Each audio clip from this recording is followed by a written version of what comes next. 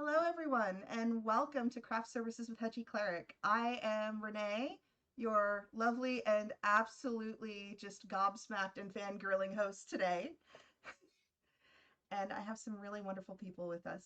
Um, First, let me introduce Sandra Damiana Swan, an amazing artist and photographer, and her partner, probably not somebody you don't really know very well, uh, prolific writer in game and fiction spaces, Phil Brucato. And this is the part where I'm going to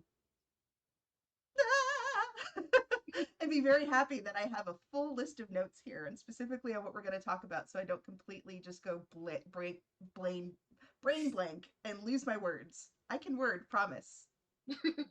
Words are hard. Okay. Words are, in fact, hard.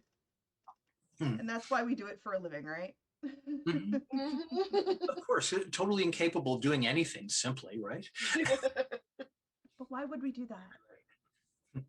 So we That have would you be here, boring. right? And hello to everyone in the chat who's been chiming in and following and tuning in today, because these projects don't happen without you. We, as creators, and I'm also a writer in the tabletop role playing and LARP role playing and LARP game space and occasional fiction. Um, but we can't do this stuff without you. We do Mhm. this stuff not just for us, but also for you. This is how we share our vision with the world, and we can't thank you enough for tuning in and being supportive. So, we are here today specifically to talk about a new upcoming project. It's an urban fantasy novel, and I hear there's probably going to be some gaming tie-ins as well. That's But oh, and we have a new update. Oh, somebody you just followed. Hello. Uh, I get that's the notifications come in and then I suddenly get distracted. ADHD life. Yeah. So let's get started. Phil, so tell us about Red Shoes and Riverhaven and where this came from. I the only thing I know about it is the beautiful cover art, which is done by Cora Ocean, who could not join us today, but I am just utterly just gobsmacked by the whole thing and would love to hear more. Thank you. Yeah, Cora did a marvelous job there, and actually, Sandy helped find Cora. I discovered Cora's art on Instagram, not Instagram, other Pinterest, about a year and a half ago. While I was looking for somebody else, and I was like, "Wow, this is amazing!" So I saved some of it for later, and then when we were getting ready to do the cover, initially, I had tried to contact her, but I used an old social media link that she wasn't checking. Mm-hmm. And so she didn't get the message. And so instead, I worked with an old friend and collaborator. And unfortunately, because 2020 is a thing that fell through. Mm-hmm. And so I wanted to give Cora another try. And Sandy found her on Instagram, and she follows that. So we were talking, and 2 weeks, not even 2 weeks, I think a little over a week later, we had that cover. It's absolutely lovely. Um, so why don't you tell us a little bit about the book itself and the world that it specifically takes place in? Okay, so Red Shoes is again an urban fantasy novel about specifically about a dancer who, following the mysterious death of a friend of hers, uh, basically wants to find out what happened. And she initially goes, I'm just going to find out, and then I'm going to give it to the police, and everything will be fine because I want to be a hero and everything, but I'm not stupid. And of course, things go poorly and kind of snowball from there. And by the end of it, she's had Janae, the character Janae Schilling, has had some eye-opening experiences with how strange the world really is, even the world of her closest friends. And was initially inspired by a combination of Arpeggio, which was a webcomic that I did with Brian Syme between 2008 and 2011. And real life experiences with the dance community, including my old roommate Danielle Curry. The arpeggio was inspired by Suge S.J. Tucker, who we were talking about a little bit earlier, a musician friend who introduced Sandy and I. And performed our marriage. I have actually met S.J. Tucker specifically through Shauna McGuire, actually through Yes. various book signings and whatnot here in the Bay Area. So yeah, Mhm. I am very familiar with Suja's work, and it's exciting. That's fantastic. Yeah. And Yeah, the she world just had. got a little smaller. Well, even another smaller connection there is Shannon and I got to know each other by way of me following her column when I was writing. She was writing the column, and then I took over from New Witch magazine back in 2004. Oh wow! And she's also a World of Darkness fan, though I didn't know that for over a decade later Oh, after yeah. we. And Sandy and I had, doing a benefit anthology for Stooge, had published Shannon's first professional sale before her novels Oh, that's had come out. fantastic. Mm-hmm. So it's we were very intertwined, and she lives a few miles from us now. Yeah, Not she that we- actually yeah. And apparently she also at one point lived with my ex-boyfriend.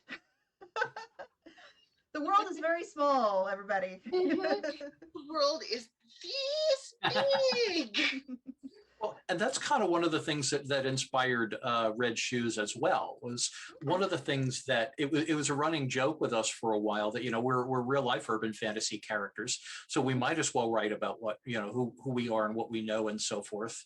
And there actually are a few characters in there who are they are not the people. They're not the real life people, but they're inspired by the real life people. Oh yeah, for sure. With our friends Inky and Kristen, and in fact Megan and the main character from Arpeggio, who's a supporting character in Red Shoes, is inspired by a conversation that Suge and I had many years ago about what it was like to be hyper creative misfits in high school. That makes sense. When Brian and I met back in 2007, I think it's early 2008, we're like, let's do a thing together. And I already kind of had this idea running around in my head of sort of a kind of the teenage girl version of me if I had been a musical prodigy instead of a drama kid. And I relate to that remarkably well. You were a drama kid? I was a drama kid, and that's something people don't know about me. I'm also a classically trained vocalist. Cool. Oh, really? Yep. And that was a lot of fun. Oh yes, absolutely. I've been singing since I was 7 and done, lots of different choir stuff, and then I got a scholarship for a non-music major vocal lessons while I was in college. So that was also helpful. Wow. Yeah. So that was my experience with that. But this isn't about me. This is about you. I really do love, and a lot of the back matter talks about, basically the relationship of sound with reality. And I definitely understand a lot of musical inspiration. And of course, you are a musician yourself. Not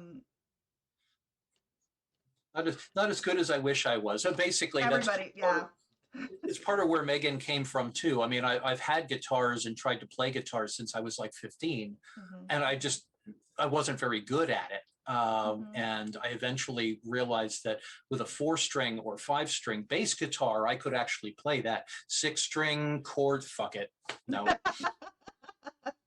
So Megan was kind of wish fulfillment for me, because Megan was sort of the person I wished I could have been when I was 16. That's fair, yeah. Kind of crossed with some of and Suja's stories about, what it was like for her as a teenager and so forth. And so Mhm. Arpeggio ran a few years, and then Brian and I both got kind of life happened, and Mhm. the strip was popular, but it wasn't making any money. And Mhm. we were both in a position where we needed to work on projects that did. So we, wrapped it up.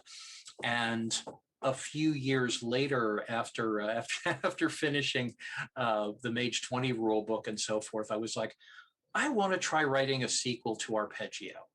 And Very cool. this was for NaNoWriMo. I mean, I've been trying to write novels for over 20 years, and they've always hit the either I'm going through it and I'm going, this sucks, or it's derivative, or Mhm. I'm bored, or this is not working. Um, so I Ah, started that's a mood. on this. That's a mood. Have you I've done? I've done very similar things. Like I've done, small bits of fiction. I have a lot of short fiction specifically published in fiction anthologies for Onyx Path Properties, and I've submitted to various publications. But at the same time, you sit there and you're like, I could do more with this, but I can't. I can, but I can't, and just kind of agonizing over it. So I absolutely get it. And Yeah. I am that makes me super super excited about this because it's like, yeah, you did the thing. Well, He did, and it is so awesome. I believe it. That sounds great. thank you. Well, it's one of the things people don't realize about the creative process. No matter what kind of an artist you are, what your media are, Mm-hmm. uh, what people see is only a is only a small fraction of what the artist actually starts working on, and then goes, oh fuck it, this Mm-hmm. isn't working. I don't like it anymore. This is for whatever reason, and uh, so like I said, there were a bunch of projects that I started and just said, this isn't working, this isn't working. Then I started writing Red Shoes, and it was. And I actually wrote over about 60,000 words of it in November of that NaNoWriMo, and I was Oh like, wow. this is going to be the novel that gets finished. And I ended up having to stop because I had to work on a Mage 20 book. Mm-hmm. But then I picked it back up again. And basically, Red Shoes was written in about 3 blasts of work. There was that initial put it out on the page, blam, and it's like, wow, this is it. This is the one that's actually fucking working. Um, and then there was another section a few months later after I got a few of the Mage 20 books. I think it was Book of Secrets, I'm not sure, Mm-hmm. off my plate. And I was like, I've got a little bit of time, and dove back into Red Shoes again for Mm-hmm. about another 2 months or so. At that point, I realized I hit a couple of plot points, and I'm not going to go into spoilers here, but that I needed to do some research.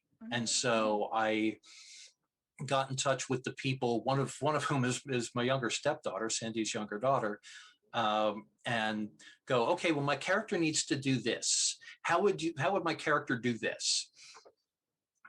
There's Mm-hmm. some stuff in there involving police, and so I talked to a few friends on various forces, including a friend of mine who'd been arrested, and so forth. And so the second section, the kind of the middle into the climax, got written in about 2 months or so of intense research, followed by intense writing, followed by, now what the fuck am I? How am I going to wind this up? And the climax was the third bit, where I was like, Mm-hmm. I do not want to do that, because I'm a pantser. I can't. I outline my nonfiction, but I can't outline my fiction. If I do I the story, understand that all too well. you got that. Mm-hmm. Yeah, So that's right. Go yeah. ahead. So Damiana, it looks like the folks in chat were asking about what you're working on. It's a painting of a flower. Are you willing to show us what you have so far, or is it a little too early yet? Well, let me get it so that the water isn't quite so cooled. But let's see if I don't know if you can Oh, really. that's very lovely so far. Yes. Perfect. Yes. Very nice. Yeah. So it's Not quite sure what type of flower it is, but I had sketched it out a week or so ago and hadn't gotten to painting it, so I figured that this would be a good opportunity. Absolutely. And you are a fantastic artist within your own right. Thank Um, you. so I imagine you have a lot of opportunities and a lot of different media Work. that you work with. Yes, That's her work. that beautiful cover art there. And you do, not only like watercolors but also digital design and photography. Hmm. What's your favorite medium to work in usually? At this point, right at the moment, it is watercolors. Um, I did photography for, gosh, I don't know, 20 some years, Hmm. something like that. And did a lot of portrait photography, a lot of concert and event photography. And then I started getting into doing photo art, where I would take a photograph and then I would run it through several different programs and um, layer other photos on top. Like I did a lot of like almost reference photos of things like leaves and flowers and Hmm. trees and things like that. And I would take those and layer those over in a way so that I could kind of surround the subject with with those and That makes add sense. Yeah. just and the piece the bag that you are working on Yes. is one of those pieces So and and um, here's a quick close up so far. I'm going to be doing a little bit of stitching specifically on this side of it here, where it's a little bit darker, but it's also specifically meant to enhance the artwork as opposed to try and cover it up because it's friggin' gorgeous. And speaking of S.J. Tucker, it looks like S.J. Tucker music just followed. So welcome oh yay, to Love. much love. hello Suj. Hmm. But that's really fantastic. And yeah, I personally, I've seen a lot of the cover art that you've done for various projects, and also, some of the other pieces that you have specifically on just your Society 6 store. And Hmm. they're gorgeous. Thank Um, you. I love the ones specifically featuring some of the cats. Clearly, you had some inspiration at home for that one. Yes. Our boys are very inspiring, let me tell you. And um, I, the ones that I think you are particular, well, one of them was a sketch I had done of my daughter's cat, Maddie. Mhm. And Maddie is actually the grandson of one of our cats. Aw. And um, he is very photogenic, and I was able to get a really good sketch of him and um, turned it into, well, I did the sketch digitally. Seder had just bought me um, an iPad so that I could start using an application called Procreate, which for anybody who wants to learn how to do digital art, I highly, highly, highly recommend using Procreate. And it's an inexpensive app, and it is so flexible. And I have heard it's that. just, it is really, really easy to create good art with it. So anyway, one of those pieces is of Maddie. And then some others where I wanted to try doing kind of the galaxy thing Hmm. with cats, And it works because why not? wonderfully. It works wonderfully. It really does. I'm probably going to be picking up a couple of those uh, when I'm not saving up specifically for an upcoming vacation. Oh, where are you going? I will be going to Austin, which means for those of you who are regular viewers, I will not have a stream next week, specifically because I will be on vacation, but it'll be a working vacation. And if only because I have some other things that I will hopefully be announcing very soon. I just have to get some other things kind of planned out for it. Um, but I can't necessarily. Oh, hey, there's an extra pocket in here. It has pockets. Nice. I didn't actually notice that when I initially got the pouch. So if you go to Damiana Swan's Society 6 store, there should be a link in the About section directly below. And you get one of these pouches. There are extra pockets. Pockets Femmes make love the extra world a pockets. better place. But let's go ahead and circle back to Phil real quick.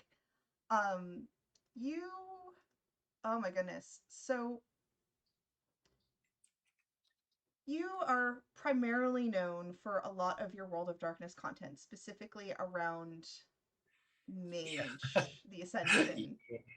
Um, Yup. That's so, oh, sorry, go ahead. so, can you tell us a little bit more about your writing journey, uh,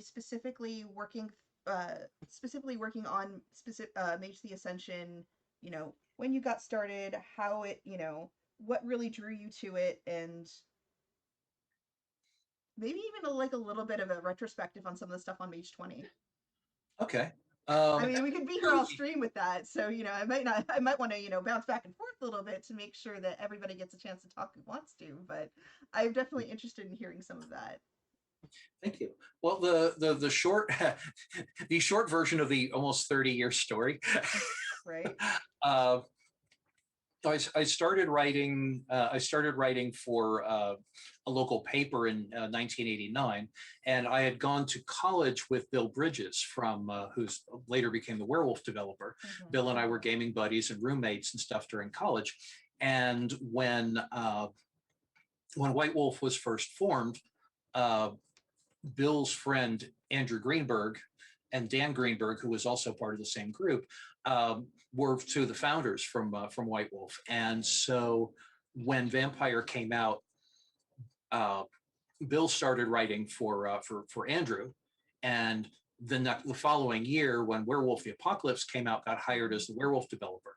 So I was by that point I'd been publishing professionally for about 3 years.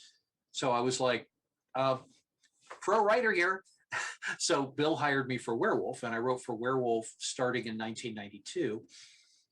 And the following year, really short version of the really long, ugly story. My life was hell, and I wanted out. And told Bill I want to do what you're doing for Mage, because at that point, Mage, they were still working on Mage, and he tried to talk me out of it. And I said, no, that anything is an improvement. So I applied for the job, interviewed for it, got it, and hit the ground running less than 24 hours before Gen Con 93 when it was released. Oh my And goodness. yeah, my very first gig as the Mage developer involved Bill picking me up from the airport and telling me that I had to talk Steve Brown out of quitting. He was writing first Mage supplement, and Mage had been rewritten at the for Mage First Edition had been rewritten in several weeks at the last minute.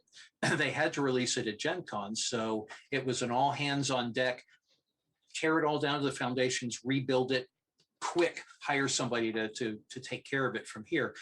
Ken Cliff, who was the head of editing and developing, handed me the first copy of it to come back from press. He said, it's all yours. We don't have the slightest idea what to do with it. Oh my So goodness. basically, one of the great things about the early days at White Wolf is instead of having like a editor kind of rotating between books, is Mark, Steve, and Stewart, Mark Reinhagen, of course, and Steve and Stuart Wick came up with the idea of having one person to handle each line. And that one person basically was in charge of everything for the line. And the first three of us had near complete creative freedom.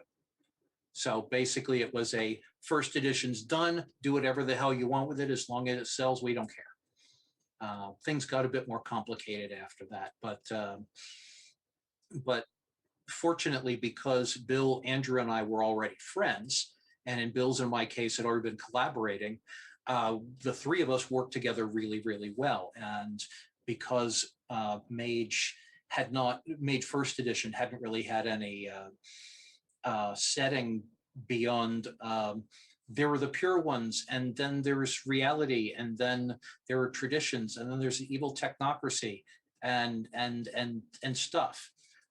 Basically, we built the world almost from the ground up, or the world of Mage anyway, because I had already been involved and interested in metaphysical culture since I was a kid. I basically, brought a lot of knowledge and learned a lot of things real quick. And for about the next 5 years,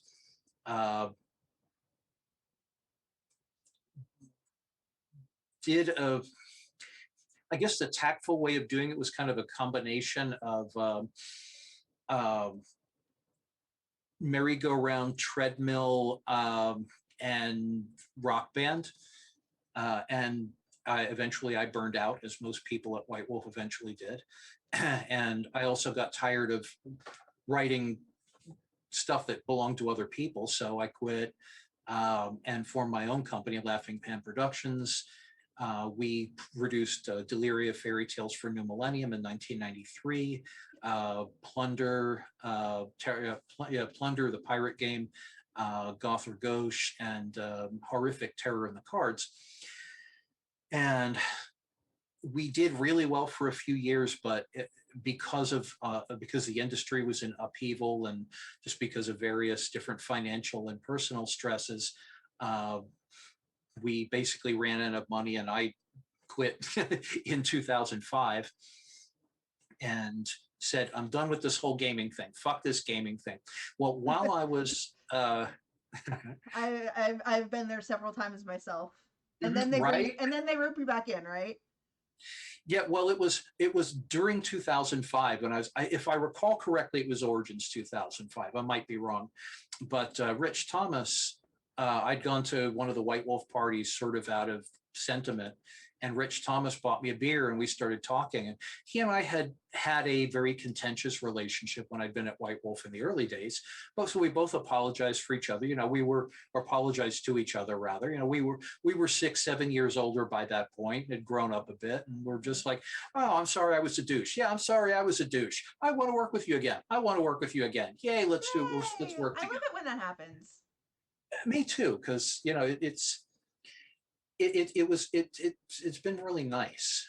I'd been bitter about the White Wolf experience up until that point, and was still feeling a little bitter about it when I met Brian in 2008, and Brian invited me to join his gaming group, and this Brian Syme, who I'd mentioned earlier, and because of Brian, I got to, most of these books like stayed in storage between 1999 and 2008, 2009.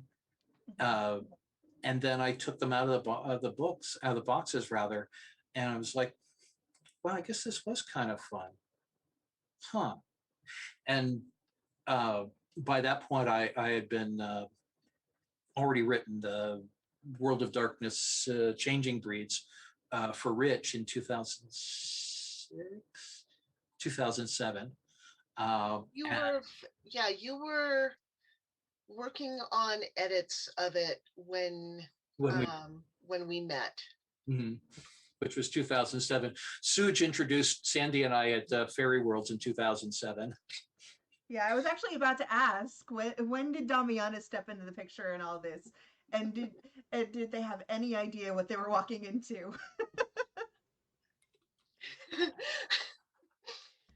So, when Suj introduced us, we were all kind of camping together in a big group, and Suj and her best friend and collaborator Betsy had just arrived, and were immediately swarmed by everybody who wanted to say hi to them. And I had kind of hung back a little bit because I'd like to actually talk to them. And so I waited until most of the crowd dispersed and then went up, and Suj looked at me, and Seder had kind of done the same thing. And so it was just kind of the two of us and Suj looked at me and she looked at him and she said, "Oh, Seder, I mean, Phil, I mean, Seder, this is Sandy, I mean, Damiana, I mean, you two should know each other." That sounds like a standard convention introduction. Yes. She And also, oh, I think it was a little later, she also told us that, well, you both complain that everybody else thinks you're way too intense. So, and well, our intensity just kind of matches each other. We've basically been together ever since. That's we have been wonderful. virtually inseparable since then. I love And that. that's being polyamorous. I mean, even though we're both involved with other people, or were in my case, who were still like, but it's funny because Sandy talked about when we first met, she talked about how she doesn't do hierarchical poly. Mm-hmm. Well, she does now. Well, there you go. I mean, and that's the thing. I am also polyamorous, as comes to no surprise. The intersections of geeky creators and polyamorous people I know is practically a circle. Yeah. Yeah. But being able to kind of find somebody who is in a way your person, but also being, still having other folks who are, part of your world is definitely important. Like my partner David, he's absolutely my person. That said, we both have additional partners that we go to, and we absolutely enjoy our time with them. One of my partners is actually coming to visit later this month, because he's in Nebraska normally. But Mhm. yeah, David is very much my person. He knows when I'm burning out. He knows when to make sure that I've had something to eat. I make sure that he, gets out into the world and sees people every now and again. Um, and we have each other's back. We kind of our personalities are similar enough that we always have something to talk about, but at the same time, they complement each other in enough ways that we are better people specifically because we have each other. Mm-hmm. And that kind of sounds like, based on just hearing that brief introduction, that's kind of where the two of you sit as well. Yeah. Mhm. Oh, yeah, no question. We had both at the point where we met / were introduced, both of us had kind of given up on partnership, and then we found that we actually made Sandy challenged me to a partnership, and I was like, okay, and that has Always up for a challenge. Challenged you. It's like, was it like, it feels like there's like a duel, like there's like a gauntlet in the pits or something like that. I challenge you to a partnership. Well, I was at the time I was living in Asheville, North Carolina, and I'd only come out to Seattle for what was supposed to be a few weeks. That was 2007, I kept him. and I was involved with 7 or 8 other people, Oh my gosh. including 3 in Seattle, two other people in Seattle, 3 total in Seattle. That's impressive. My max is 4. I'm not ever doing that again. I can Honestly, only imagine. Yeah. yeah. Well, and after Coyote's death, I'm really not interested in anybody else. That's fair. Uh, That's that absolutely was, fair. she and I were together for 12 years, and we were friends before that. Mm-hmm. And I, Sandy is everything and everyone I want. Oh, that's so sweet. Well, And I imagine the two of you inspire each other a great deal in your various creative pursuits. Oh yeah. The photo specifically on the back cover for Red Shoes is one of Sandy's photos, and it is absolutely gorgeous. It's actually the photo that we put on the promo images for when we were promoting this stream, and the colors on it is just fantastic, from the lighting, and the intensity. It's just, I think it's, and you can even tell that the person who took the photo very much cares for the subject of the photo. Like you can just kind of sense that just looking at it, and I love it. Well, Seder is very photogenic. Oh yes. He actually, he's been modeling all of his adult life, and he is one of my favorite models. And I I have a lot of very nice photos of him, particularly when he is on stage playing his bass. Indeed. She has taken almost all of my favorite pictures of me ever. I believe that. I absolutely believe that. Yeah, Um, and she's actually wearing a Sewage t-shirt now. oh Mhm. yes, yes, absolutely. Yes. Yeah, so Sewage called that one, called it. Yes. And we found actually the first project that we did together was involved Sewage. Sandy and Sandy was at that point doing administrative work at Microsoft, and I had just recently interviewed our friend Wendy Rule for New Witch magazine, Mhm. and Wendy had pinged me. This is late 2007. No, actually, this is early 2007. No, it is late 2007, early 2008. Anyway, Wendy had Time pinged me has no saying, meaning. yeah, especially not after the last year and a half. Fuck. Right. Yeah. Uh, but um, but Wendy had pinged me saying that at that point Wendy lived in Australia, and she said that she was going to be doing her first U.S. tour. I said, "Oh, are you going to play Seattle?" She goes, "Oh, you're going to set up a show for me?" So we did. There Mhm. you go. That's Yeah, awesome. at that point, I had been working as a roadie for some friends who had a band for like 8 years. Oh wow. And so when Seder mentioned this to me, I was like, yeah, I know how to do that. That's easy. I know all of the locations locally. I know, and I know how to set up contracts because I do that for work. And Yup. so we found a good location and talked to um, talked to some other friends, including Suj, and set up a concert. And it was wildly successful. It was packed. It was standing room only. Oh Everybody made wow. money. Um, and Wendy sold out of almost every CD she'd brought for her entire US tour that night. Oh Yeah. my. Yeah, no, that'll do it. So we were like, oh, I guess we're good at this.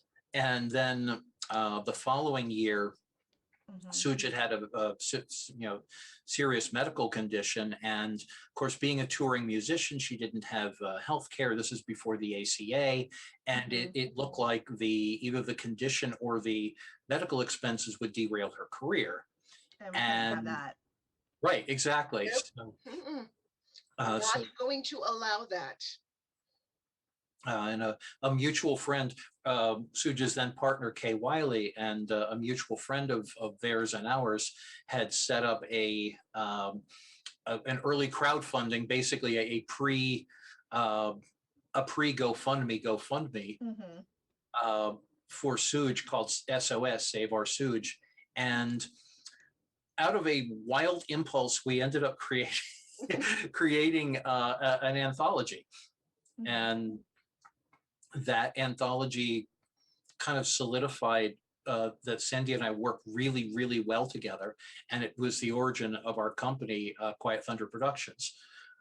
Which was named for a remark. We were at this time. I have no idea how we managed to put this anthology together as quickly as we did, because we were both working full time, and we were also doing tech for a friend of ours who was doing a show at the Obsidian show at Little Red Studio, which is now long gone. But in any case, at that point I had short hair and only one tattoo. Sandy didn't have any tattoos Yet. and had was still Clark Kenting because she was still at Microsoft. Well, and I also had teenage daughters, and needed to make sure I could keep custody of them. That's absolutely fair. Yes.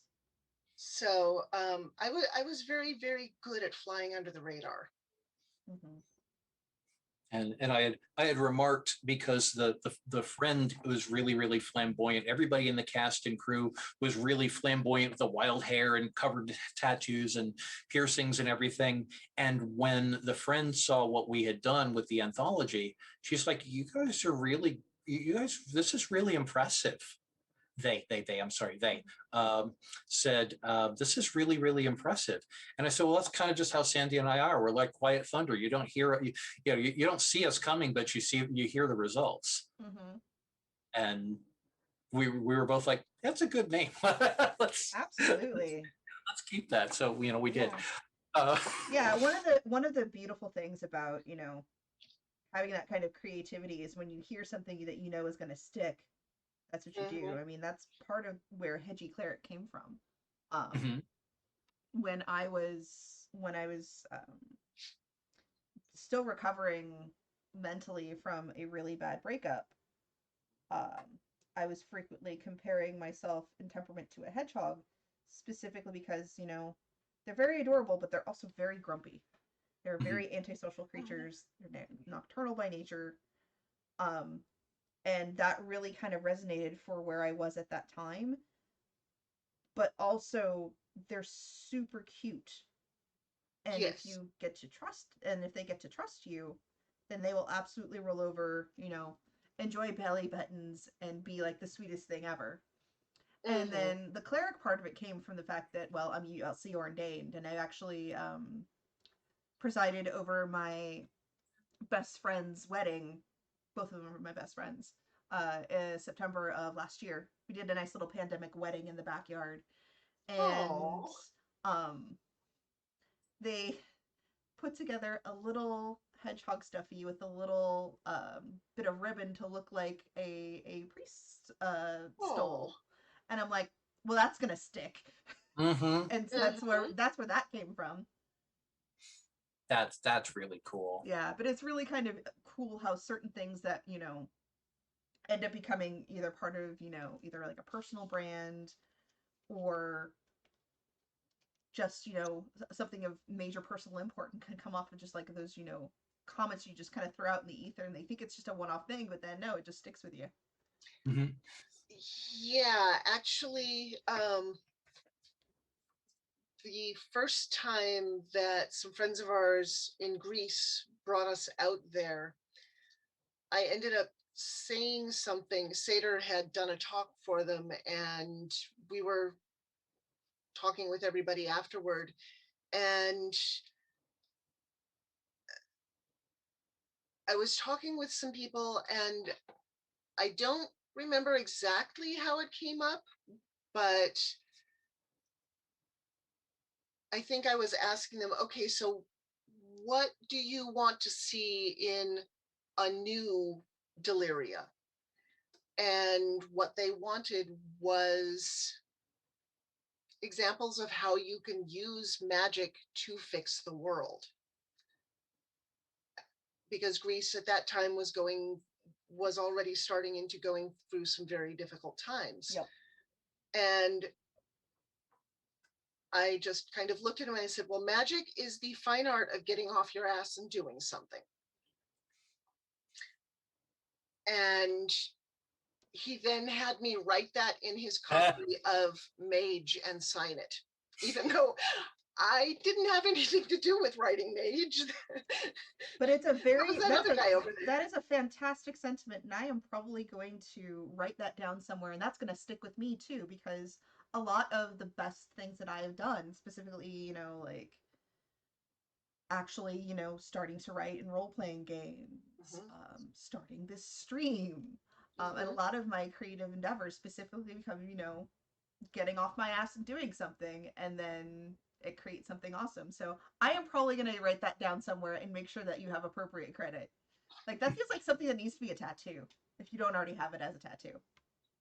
I do not already have it as a tattoo. I've only got a couple of tattoos. One of them came out of doing the book for Suge. Mm-hmm. Um, And then the other one, Seder bought me as a gift. And Brian and I designed it together. And it's, I'm not sure if you can see Oh, it, that's but gorgeous. Yes. Yep. You see but just fine. but yes, and at some point I'm going to have designs up in my shop that will have that as well. I may end up making that into an embroidery pattern at some point. That would be cool. Yeah. Um, and I will absolutely make sure that whatever first project I make with it absolutely goes to you. Oh. Well, of course. I mean, that's what you do. If somebody inspires you for something, you absolutely make sure that they not only get credit for it, but also get something special out of it. I'm I'm words. Yes. um and so I do want to kind of talk a little bit about the collaborative nature of how you two work together, even if you're working on projects that are ultimately kind of separate, but you still kind of gather inspiration with each other and brain and like any couples brainstorming or stuff like that. We do a lot of couples brainstorming. Yeah. Yes. That was one of the first things that I realized about Sandy, because we'd only been dating for a month or two when I started working. Because what originally brought me out to Seattle was to work on a screenplay with what was then Dead Gentleman Productions, is now Zombie Orpheus, and a screenplay that eventually became a novel that I'm working on now called Crossways. But was initially started as a Deliria movie that didn't end up being Deliria for a variety of reasons. But when I started writing it, I would be talking about it with Sandy, and she had a lot of insights, and a lot of what about if it was this? What if they did this? Well, that thing doesn't really work. And it's like, you're really good at this, and she's fantastic at it. She has a great sense of what works and what doesn't. Mm-hmm. And there have been a few times at one point when I was working on a screenplay, and I really excitedly had finished Act 2 and had, you okay? Sorry, I had an interruption. Okay. But I had finished, I'd blown through the climactic element of Act 2 leading into Act 3, and she came home from work and I told her about it, and she's like, well, that doesn't work because so-and-so wouldn't have done that. And I was like, fuck for days. I was just like, fuck, because she was right, it didn't. So this is the part of the show where I remind folks of a particular rule that I have, specifically around the word fuck. Everyone gets one. Sorry. Anything accidental after that, basically I end up donating $5 specifically to the Trevor Project. So at this point, just based on the number of fucks on this show, I'm going to be dropping a $50 donation, probably before the next stream happens. I'm specifically going to be doing it through my works, specifically the denomination of $50, because that's when I can do corporate matching from my company. So thank you for that. Your prolific cursing has just done a whole lot of good. Yeah. So it's specifically a $5 for every accidental F-bomb, but if you do it intentionally, then it's only $1. So it's so people don't completely game the rules and empty my wallet. that makes perfect sense. Yes. And thank you for pointing that out. So I will endeavor to rein in my prolific use of swearing. No need. It's just just be aware of what happens when you do. That's all that was for. Okay. I've sometimes described my both my writing and my speaking style as profane bardic. Oh yeah, no, I absolutely understand, and I'm in a similar place too. I do this primarily because Twitch standards of service. I mean, otherwise I'd be swearing like a sailor, and I do swear like a sailor during my spite streams. And spite streams basically being at a point where like, screw it. I am in a place where I just need to hang out with friends and do something fun. That Yeah. makes sense. But we've actually had a couple of questions from the chat that I want to get into. T Hot specifically asked Cedar, what do you think made Red Shoes different from your other novel efforts? I think we covered this a little bit earlier, but I want to make sure that people who were there actually hear the response. Part of it was at the point where I started writing Red Shoes. I knew who the characters were. I knew what the setting was, and it was less a matter of making things up or trying to figure out how to do world building so much as using what I already had. Because Red Shoes is a kind of an indirect sequel, like a 5 years later sequel to Arpeggio. You don't need to have read Arpeggio in order to have to understand Red Shoes, but I already I had the characters and I had the setting in my head, and plus there was just something about Janae's voice, Janae being the main character. Janae's voice, I want to give credit to both Sandy's daughters, my stepdaughters, Jessie and Vicky, who had kind of informed the voices for Janae and Megan. And Megan being Janae's best friend and the protagonist in Arpeggio, and Brian Syme, my collaborator on Arpeggio, who had taken a really kind of stupid character I had come up with. The initial idea for Janae had been a goth girl named Seraphim, whose actual name was Jenny, but she hated Jenny, so she had kind of rechristened herself as this, a hot topic goth. And I was a hot topic goth in my teenage days too, so I can't bash it too badly. You totally get it, right? Yeah. and then Brian drew what I had in mind, and then he was like, well, I also had this other character in mind, and he drew this much cooler looking, just kind of this cocky, much more fashionable, not exactly gothic, not exactly fitting into any particular mold character. And because Brian and I are both dyslexic, Brian wrote Jenny as Genee or something like that. Anyway, and I was like, Janae. Genet. That was it. And I was like, Janae. Well, I discovered Jean Genet when I was in high school. And so I thought, the idea of this smart, this smart, cocky, anti really on a lot of levels conformist, but really fashionable girl who knows who Jean Genet is, and who takes, she hates being called Jenny, she hates being called Jennifer, so she'll just be like, I am Janae. And it's like, click, the character just fell together. And at that point, when that happens, I love when a plan comes together. Exactly. And I was like, thank you, Brian. That character is infinitely better than anything I had in mind. So there you go. And because I listened at that point, Vicky and Jessie were still living with us, or I was still living. Rather, I was living with Sandy, Vicky, and Jessie. I would listen to the way they talked, and so I was like, okay, this is the way teenage girls are talking to each other now. So I kind of combined my own particular sarcastic, my sarcastic profanity with their sarcastic profanity for the voices of Megan and Janae. Yes, and both of my daughters are snark elementals. Yes.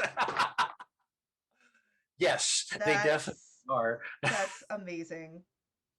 And so when I decided, why not, for NaNoWriMo, why not just, write a sequel to what happens to Megan and Janae 5 years after Arpeggio. The voices were there. At that point, I'd already been writing dialogue for them for several years. So the voices were there, and everything else just fell into place. And the other point of inspiration, which I mentioned a while ago, was my involvement with dance culture. I started taking dance when I was in high school drama, and I majored in theater when I was in college. So that was 4 years of dance class. And I also got really, really into clubbing. And so when I wasn't, dancing at, when I wasn't dancing in class, I was either dancing at the bus stop, which was a, kind of popular hangout place, Scandals, which was a gay bar I went to a lot, or Hard Times and 688, not 680 Spring Street, that was later, but a bunch of punk clubs that I was in because I also was into punk, Mhm. still am. But in any case, I found one, I really, really love dance. Mhm. And two, I was good at improvisational dance because I could move. Mhm. But because of my dyslexia, I was really bad at rigid dance of, rigid choreography. I was fairly good with like jazz Mhm. dancing, but ballet. Oh, sorry, there we go. There you Uh, hell no, go. hell no with the Not ballet. just no, but hell no. Yes. Hell no with the ballet. So in any case, years later, when I went down to uh, White Wolf, I basically lived in the golf clubs, and so it got into all that, and then I got in 1995, got my first time at Burning Man, and discovered fire dancing and freeform ecstatic dance, and in 2001, after my marriage ended and I left White Wolf, I went to Burning Man again, and I met my then girlfriend, now friend, Francesca, and Francesca introduced me to the Bay Area, Five Rhythms and improvisational, freeform improv, contact improv, and all of that. And I was like, is me okay, this is my dance here. There you go. And That's fantastic.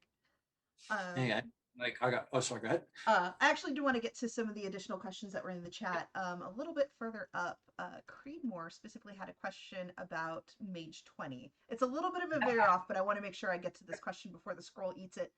Yeah, Seems like M20 was an opportunity to do some of the things you always wanted to do and or realized you really wanted to do after the fact in the following decades. Was there yep. anything you were super happy that you got to do in Mage 20? Oh God, yeah. Well, I was happy I got to do it in general. I mean, like I said, Mage and I had not parted on good terms in the late 90s. And it was really nice to be able to come back to it, especially because, as Cindy was mentioning a little while ago, when we went to Greece, um, that was transformative. Mhm. The people we met there, Adonis and Haris, Nina, Ioana, Maria, Vangali, Just everyone. everyone. It was just phenomenal.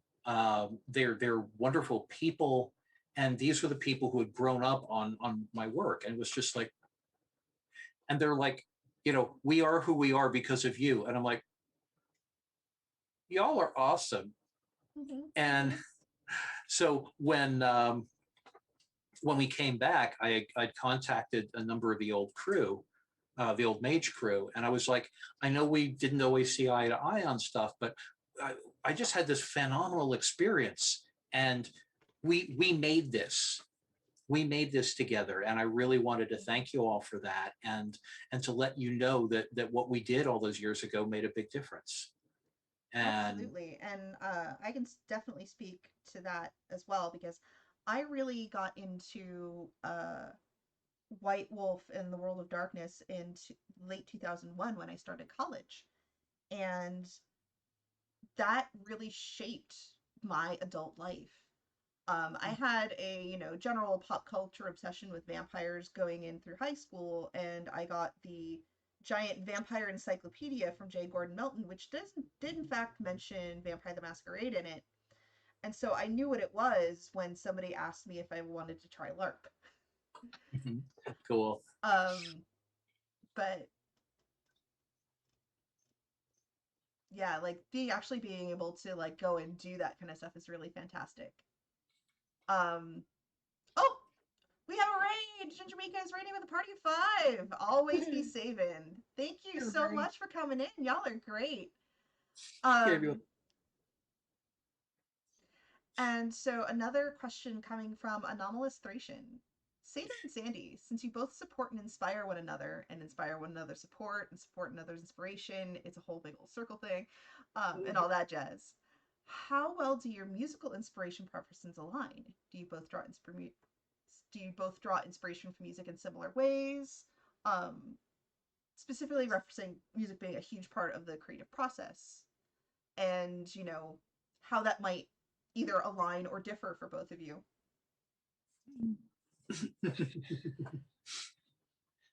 Oh, Well, does both coffee of count for us. hydrating? Because I forgot my more water. We got a call from the chat to hydrate, but I didn't actually bring a water, so coffee it is. And this is my handy dandy Purgatory Cafe mug. For those of you who are following Boardroom Armageddon on Life Action Roleplay, this is the good old Dante, the cafe owner, making sure that we're all staying caffeinated. Hey. But back to Caffeine the is question. important. Yes. So for both Seder and I, music has been an important part of our lives just throughout our lives. I grew up with music. My dad played first chair oboe in the Spokane Symphony Orchestra, and I went to a performance of his the night before I was born. Oh. And yes, so literally all my life. And he taught music up until I was 8 years old, and then switched to photography and radio TV. But he got me started on learning music when I was pretty young. I took piano and then clarinet and then guitar, and then I went into voice and was in choirs and taking private voice lessons for several years. And I've just been, music. I don't think there is a moment, waking or sleeping, where I don't have some kind of music playing in my head at all times. And it kind of shapes everything I do, and I also use it to help shape what I'm doing. So, if I want to do something kind of wistful and magical, then I want that kind of music playing. And if I want to do something happy and cute, then I want happy bouncy music playing. Mm-hmm. Seder, I think may use it a little differently, but he definitely uses music a lot. Oh yeah. Let me see if I can.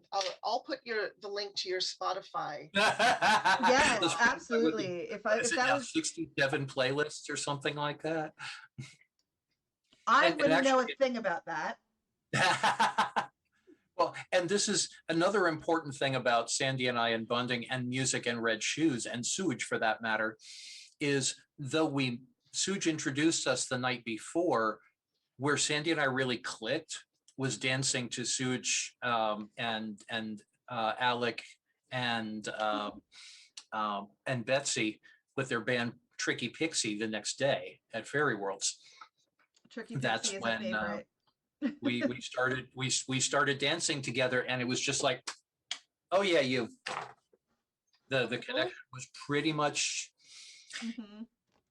Yes, in fact, one friend of mine, after we danced together, came, I was kind of walking off the little dance floor area, and she came and she grabbed me. She said, I don't know who that was, but that was hot. And that's what we do. Yeah, no. We had instant chemistry, and 14 years later we still have it. And that's wonderful. And I also find it very delightful that you mentioned Tricky Pixie, because specifically the song Tamlin has stuck with me for years. And and it's still one of my favorite songs to this day. And I have a story that I am eventually going to write that is specifically a modern take on that particular myth. I just need to actually sit down and write the goddamn thing. Mm. So you're asking Let us about, know when you do, because I want to read it. Ah, yes. fantastic. I will make a point to get started on that. Do it. Do it. Do it. Do it. So you were asking and the interview the pre-interview interview questions about forthcoming projects, and one of them is called Creatures of the Wood. Uh-huh. Was Mhm. in fact inspired by Alec's song "Creature of the Wood" and Susan's response, Mhm. "Daughter of the Glade," which Both when are both amazing songs. Yeah. Mhm. yeah, and And which, well, anytime those songs are playing, you know Seder and I are going to be out there dancing. and Fantastic. Suge and Alec usually dedicate it to us when they play and we're there. Oh, that's sweet. So it's so Creatures of the Wood is directly inspired and a tribute to both Sandy's and my connection to Alec and Suge, and to that mythology of the the person from the person from the town and the person from the wood, finding that they are finding that they're kindred spirits in that place, that place between worlds. That's what the Indeed. game's That's fantastic. And Mhm. those are songs that I absolutely adored anyway, that I was exposed to through one of my ex-partners that I'm still friends with to this day. But yeah, those songs have stuck with me, and one of the beautiful things that I actually got from that relationship. So that's fantastic. It's really wonderful. Um, feeling all like the various different connections just because of the different circles that we run into. We're all very similar, but about. but Mhm. you and I never actually got a chance to really talk until this very interview. We've just been kind of, in the same circles, and then, interacting a little on social media, and then and then it all culminates in today, and hopefully it will lead to, Mhm. lots of wonderful friendships since. That's what I hope for. Yes. Collaborations, and yes, Absolutely. love that I'm idea. fantastic. All right. I'm actually going to go back to my notes because there's so much I can pull from here. Okay. Oh yeah, and I want to finish real briefly because I with the Mage 20 question, because Mm-hmm. I hadn't Yeah. actually answered the question, which was, what had I wanted to do? Well, one, I wanted to celebrate it, Mm-hmm. especially realizing how much Mage meant to the fans and how much it had meant to me, seeing how much it meant Mm-hmm. to the fans. I wanted, because as anybody who knows Mage, anybody who knows about Mage knows, the fan base got divided over the revised era, and I wanted to heal that. So when Rich and I talked, Rich Thomas and I talked in 2012 about, do we do a Mage 20? And if we do, how do we do it? We both agreed, and the phrase that we kept going back to was a Mage for all Mage fans. So we wanted to make something where if you wanted technocracy versus traditions, you could do that. If you wanted the, really what I call the intimate epic, where it's just people, out, kind of learning how to survive and not involved with the meta plot, you could do that. If you wanted the Avatar Storm, you could do that. If you wanted to ignore the Avatar Storm, you could do that. Something that had bothered me about the revised era was the mandate from sales and marketing of making it depressing and taking away power. And I said, Mage has always been about empowerment. And I wanted to heal that breach and make Mage 20 about celebrating empowerment while still realizing that, as I put it, talking to a few friends a few days ago, there's a difference between claiming power and taking power. Yes. And claiming power is recognizing your internal power and saying I can be this. Taking power is you have this and it's mine now. Ah! And Sorry. okay. I'm theatrical. I Oh love no, there's nothing wrong with Yeah, that. Oh yeah. my He goodness. does have a theater degree. yeah. So I almost there was minored in theater, but I had too many English credits and I had to do something with it. It was when I went to college. It was going to be either theater or English, and I said, do I want to do I want to spend 4 years with my nose in books, or do I want to an opportunity to experience things that I'm never going to get a chance to experience again? I went with a theater degree, and I ended up being a writer. So, Go figure, right? but the other big thing, other than healing the breach and making Mage, I wanted to make Mage a game of now rather than a nostalgia or a nostalgia act, and so I Mhm. wanted to make it relevant, so I did.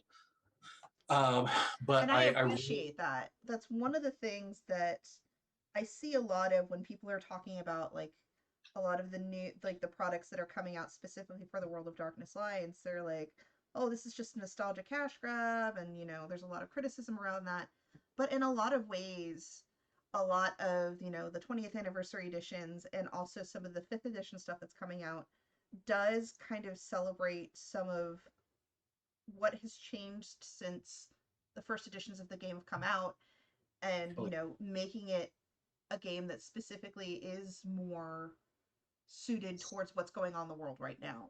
mhm, There have definitely been some hit or miss things in a lot of these various properties, but the ultimate goal, it seems like, is to make sure that these games, which have been a near and dear part of my adulthood and some people's childhood, continues to have that same impact for a whole new generation of fans, and I mhm. really love that.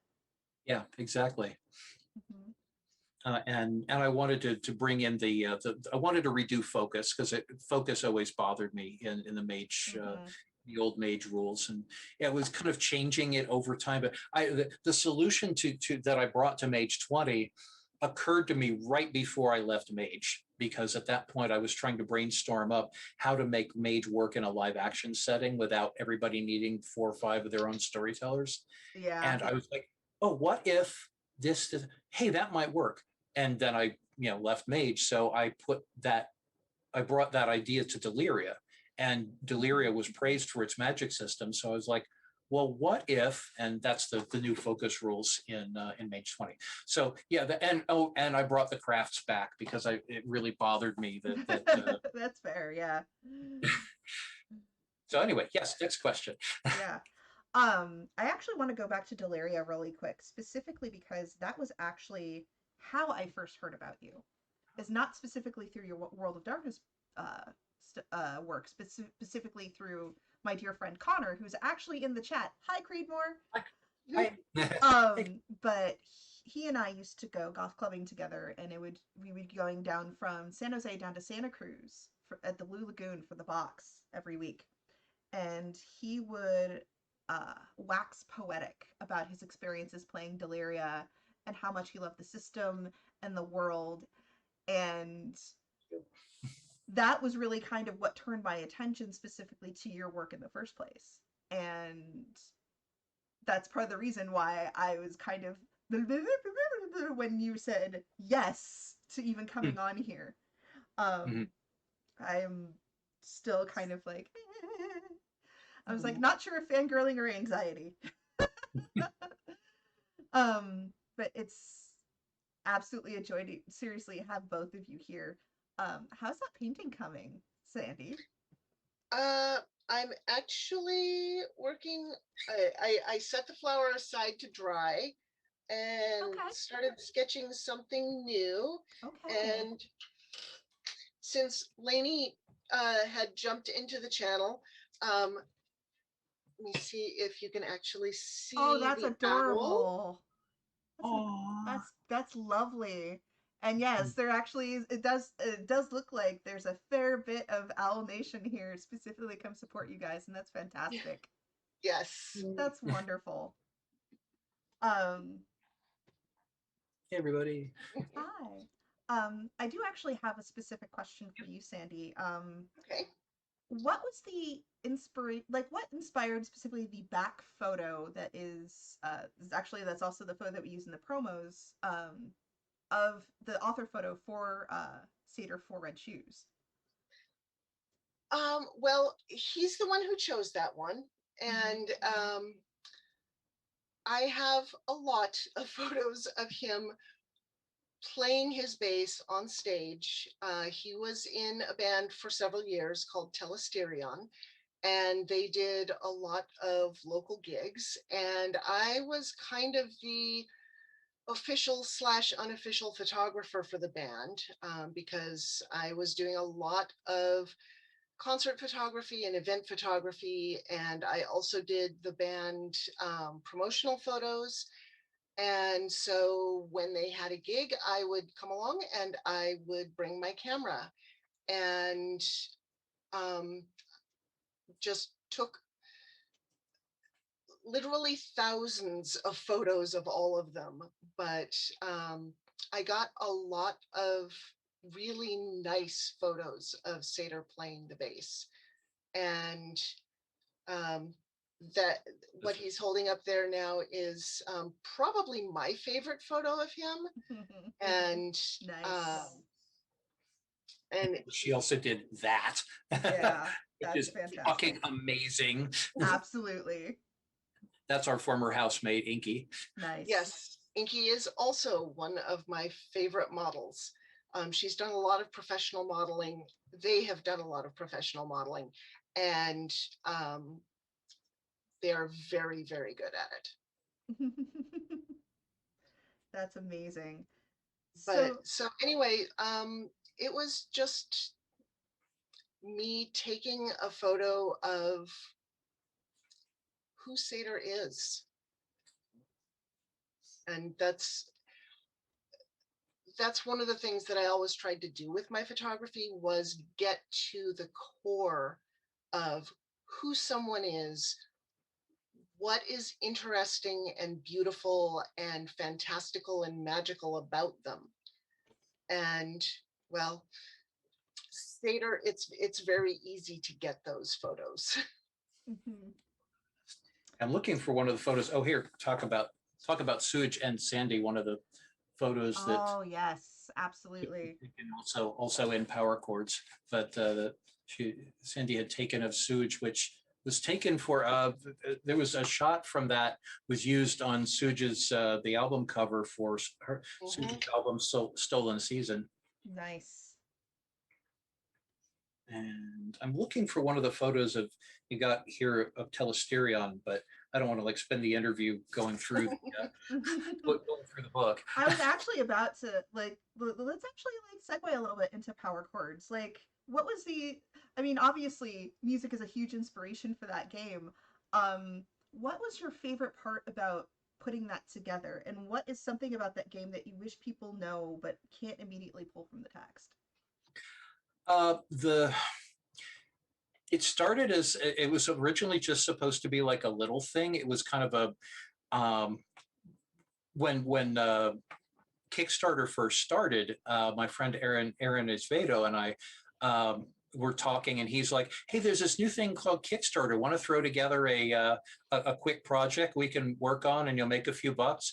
And I was like, "Sure." And I just pitched off the top of my head, "What about a supplement about what it's really like to be, in a band?" Because kind of the primary influences, other than obviously my love of music, for power chords were on one hand the Vampire Lestat, on the other hand Bedlam's Bard. Mm-hmm. I love the Vampire Lestat, but that's not how bands work. That's That's not what absolutely not how bands work. and then Absolutely there's not. then there's Bedlam's Bard, which from the first sentence of it you could tell that the writers knew what it was like to be in a band. Mm-hmm. And I was like, that sense of verisimilitude. Lots of people, bring in bardic characters or rock star characters or whatever, who don't really, don't have firsthand experience with medical, rather with musical culture. I do, so why not? Mm-hmm. And Absolutely. Yeah. the original idea was it was going to be this, little 50,000-60,000 word thing. And I was just going to throw it together. Aaron would throw some illustrations in it and we'd call it good. Mm-hmm. And that's not what happened. That's never what happens, right? I wrote over 250,000 words worth of material and said, holy fucking shit, we can't publish this Mm-hmm. because, because of the Kickstarter because the Kickstarter reward, I had priced that out at the reward tier at publishing it being like 100 pages. We were looking at something that would have been more like 300 or 400 pages, and there was no way we could afford to print that. And so I chainsawed it up into several books, Hmm. several of which I really want to finish someday. But there was a mage thing that kind of came in the middle of that. It But happens. yeah, paying gigs. Yeah, no, So absolutely. It's like I would love to do this, but money. I mhm. like money. Well, and that was part of the thing. Also, when I first started working on power chords, I hadn't played in a band in years. I had sold all my gear, and we would go to gigs, and I'd be like this, but I was like, and I was kind of like, man, we've got all these musician friends. I kind of wish I could play again. And I did a project that paid fairly well. This is in between funding Hmm. power chords and starting Mage 20. And I worked on a book with the doctor, and that paid really well. And Sandy's like, why don't you get yourself another bass? So I did, Yay! and I got not one amp but two because they were on sale. And then Don't you love when that happens?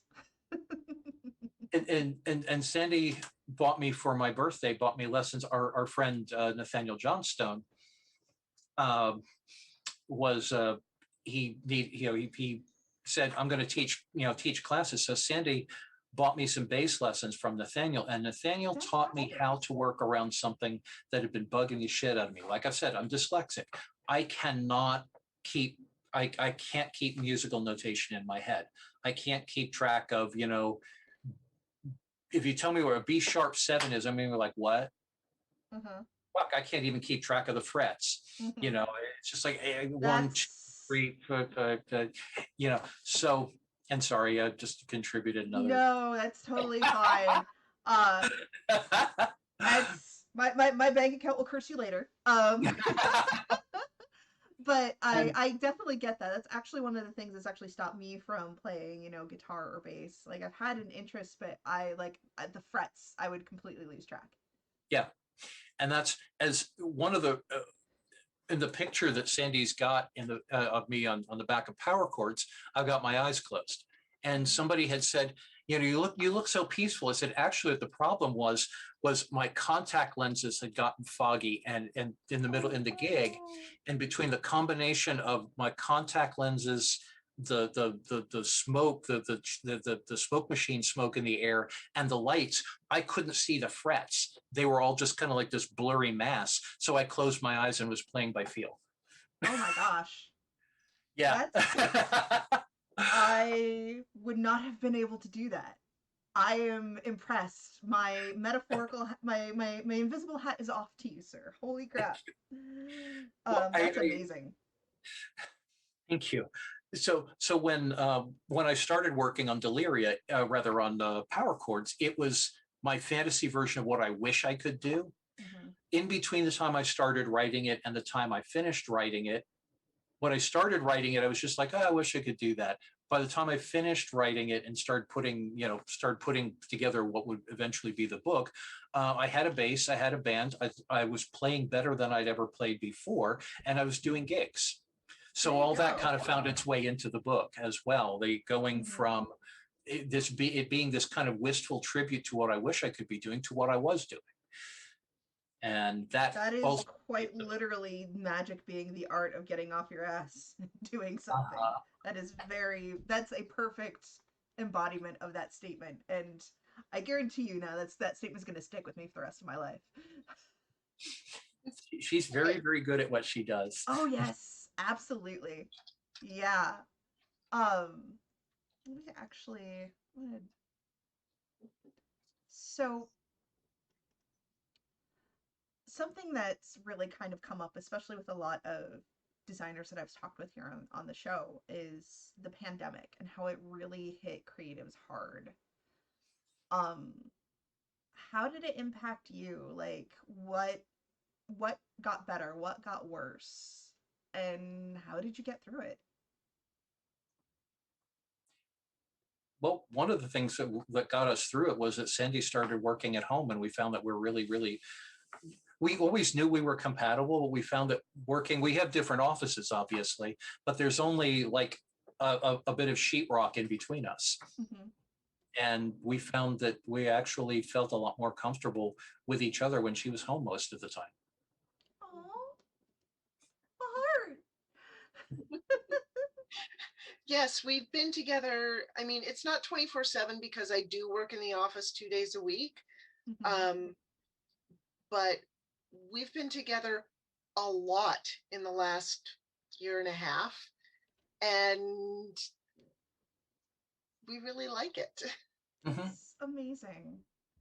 That's actually kind of the opposite of some of the stories I've heard. Is, people who've, long established couples who have, been working together in the same space, um, but didn't really wasn't like a 24/7 thing. But once the pandemic hit, they did find that, and then they actually kind of got sick of each other and wanted to actually see less of each other. And now we're very excited that the pandemic is starting to ease up so they can spend some time apart.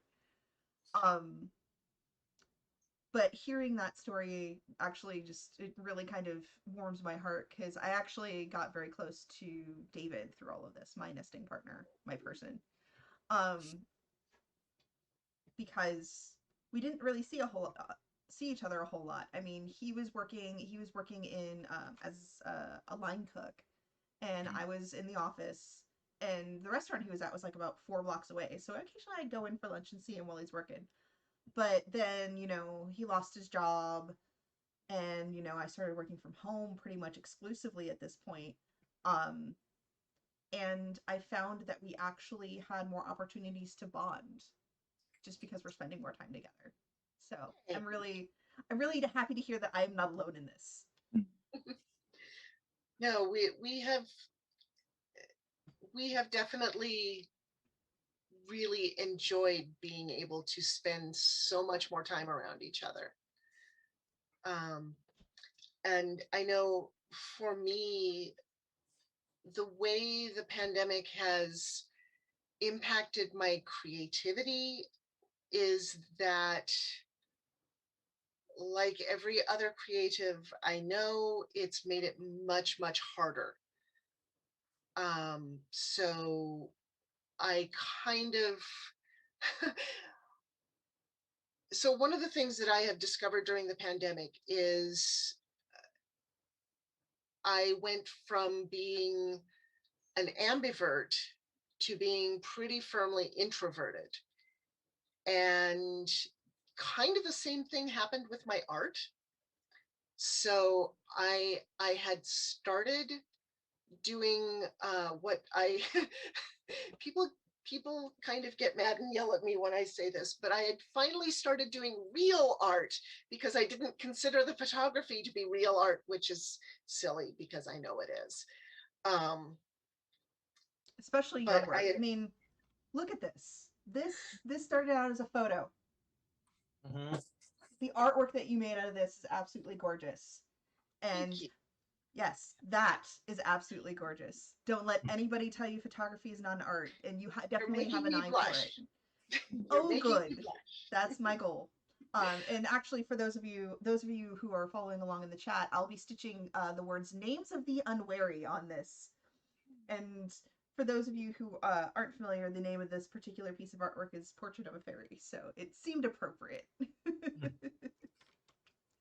Yes, and Suj, if you are still in the chat, um, that is a photo that I took of Stevie at Fairy Worlds one year, and then did art things to it.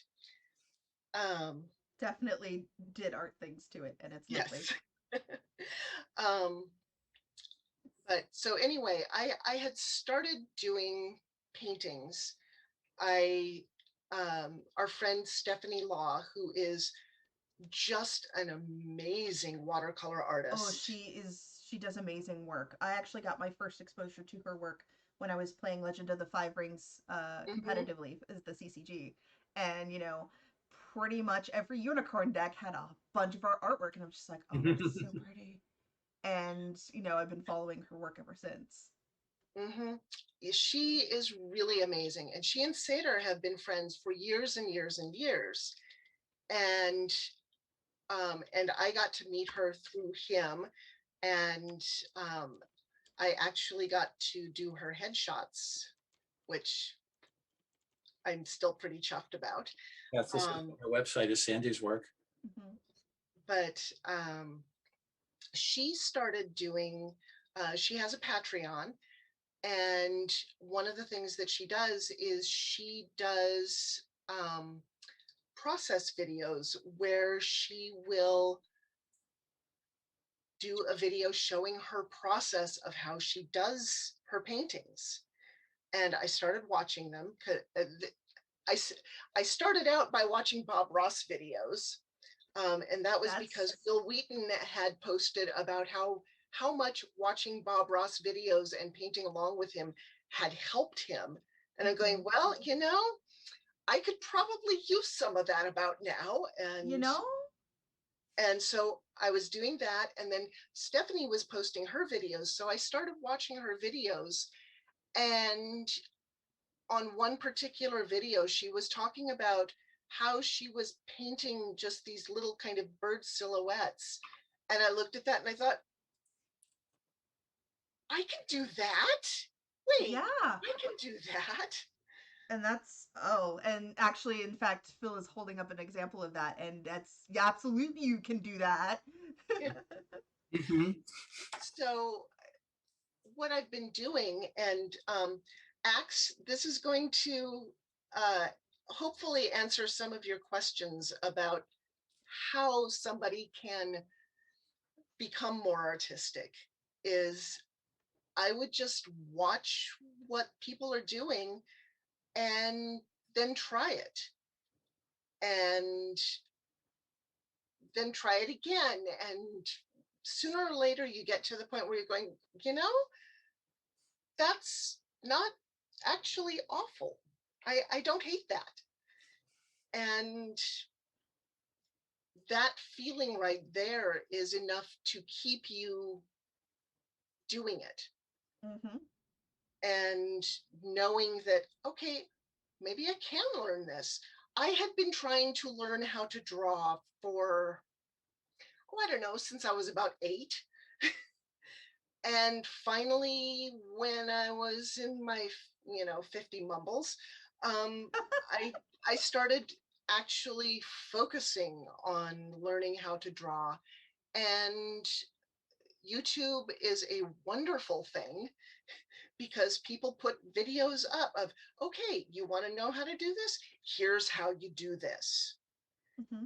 And there are Um, a whole bunch of artists here on Twitch specifically mhm, that have, that they do live streams of their process and they talk things through, and it's really amazing to watch. Um, yes. I am actually considering at some point when I'm, doing some additional like embroidery pattern design or, knitting pattern design.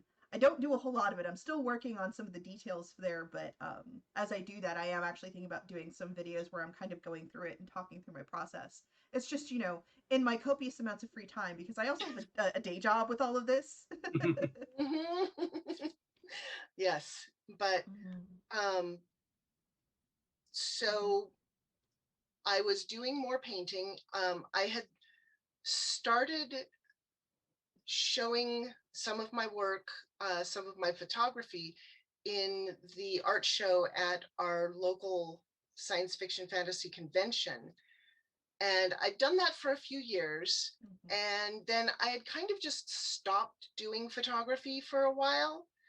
Um, and but I had also applied to be in the art show. And a few months before the art show was due to start, I thought, I don't have any new photography or photo art to put in. And I don't want to just put in what I've always had in before. Mhm. And then I took a really deep breath and I said, okay, I guess I'm putting in my paintings that I've been making for 4 months. Because I had Hey. literally been painting for 4 months at that point. And you know what? And Like, sometimes it's the, well, fuck it, we're doing it live. Hmm. yep. And that's and And that's where a lot of this comes from. I mean, that's kind of that's how this stream started. Not gonna mhm, lie. Um, and actually, I want to basically specifically bring up a really good point that actually came from the chat from Creedmoor. mhm, Um, he teaches high school, and when students say things like they can't do something or they're bad at something, and you ask, well, have you done it every day for a year? Because, it's not necessarily, lack of talent. It might just be lack of experience. And the mhm. more you do something, the better you will in fact get at it. Like, Yes, um, absolutely. I'm a dyslexic writer who plays bass. yeah. Dyslexic and dyscalculic, Dyscalculic, yeah. which for anybody who isn't familiar with the term, dyscalculia is essentially dyslexia, but with numbers and patterns as well. Mm-hmm. Yeah. And that's uh Especially when you're getting into, dealing with game mechanics, especially for systems that require, a whole lot of math. That's a hell of a thing. thankfully the storyteller system does not require a lot of math. That's one of the things that chased me away from systems like the Chaosium system, where you had to keep track of percentages. um, Weirdly enough, and this actually was good for my dyslexia, my dyscalculia. um, when I Bill and his brother John introduced me in 1983 to Champions. And that was, I hated D&D. I loved playing it, but I hated the system. Mm-hmm. And then they introduced me to Champions, and I'm like, wait a minute, this is a system where I get to build the character I want. And things like, armor doesn't keep you from getting hit, it keeps you from getting hurt. If you're fast, you can be, you can be fast enough and dexterous enough to avoid blows, which you couldn't do in D&D back in the old days, and so forth. I want to play this. Champions is infamously complex. It was literally conceived in a math class, but at the time it came out, it was one of the more intuitive systems. And if you had a calculator, it wasn't hard, as opposed to things like Chivalry and Sorcery, Top Secret, Mm-hmm. AD&D, Mm-hmm. and so forth, Yeah, which you don't were, need an advanced math. Well, you need to have some knowledge of math. You don't need to God, necessarily have an advanced math degree to play it. yeah. And And that's game one of the things system, I love about Mora too, which is the system specifically coming out from Mighty Narwhal, which you were a stretch goal for. I and was one of the which you worked on. exactly. The system for that is remarkably simple. You don't have to think about a whole lot of math, and there's enough flexibility in it, and that you don't necessarily even like need to roll the dice if something is something your character is naturally good at, and it would make sense for it to just be okay and just work in the setting. You can absolutely do that. Mhm. um and I love that. It's also simple enough that you can port it from a tabletop to a LARP with little to no difficulty. I've done that specifically through running the Mystical Realm LARP event that was in Redmond in September of 2019. Um, there will be more coming out of that, but I know you're also going to be writing a genre for that system. Why don't you tell me a little bit more about that while we're here? Okay. Well, I had to reconfigure it a little bit because Jason kind of came, he kind of came out of nowhere with the, hey, would you like to do this thing? And I'm like, sure.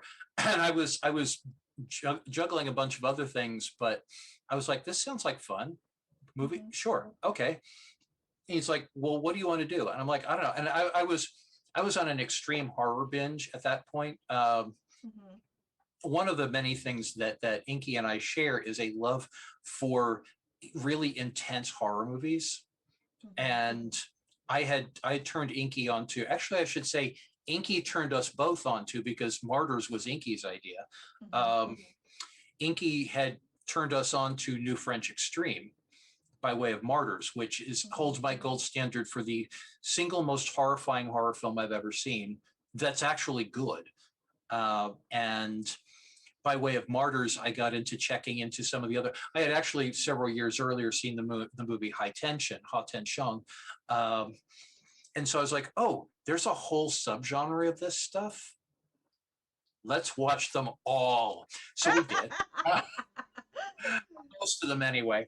Mhm. There were one or two of them that there were one or two of them were like, Anki, I'm not going to subject you to this. But in any case, I was like, just said off the top of my head, oh, extreme horror.